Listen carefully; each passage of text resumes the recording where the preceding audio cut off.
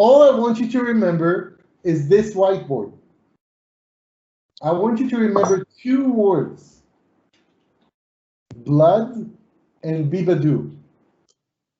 Take with me, please. Blood and Biba. Blood, Biba. Carlo, I cannot hear you, man. Blood and Biba, but why? But why? Hang on a second. Let me explain. This is my part. You do blood and Biba, and I'll do the explanation, all right? When you get those questions, you need to remember the matrix. This is a very easy matrix, 4 bricks. Okay, the matrix goes this way.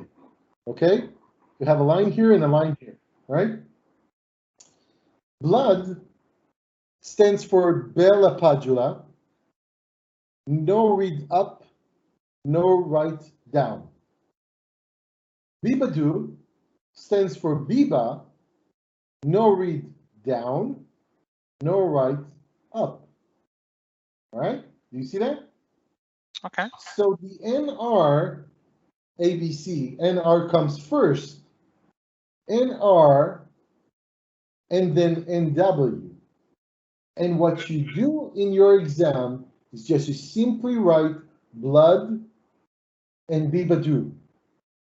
UD for Bell-LaPadula, NR, U, NW, D.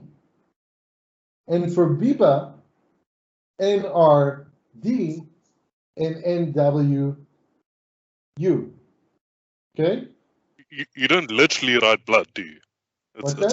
I say you don't literally write blood. It's hypothetically. No, right. It's not blood with double O, but it's blood. It's to get you guys to remember it, man. I'm all about your memory. I'm trying to give you the keys to success. Again, this came back to me from Indonesia not too long ago, from a guy that got this slide and said, this helped me pass my exam, because up until that point, I couldn't remember the Biba and Bell-LaPadula and the whole explanation in the book, which is such a waste of time. It is a waste of time to try to understand the 4-star general, the 5-star general, the whole decision-making process. I need to answer the questions.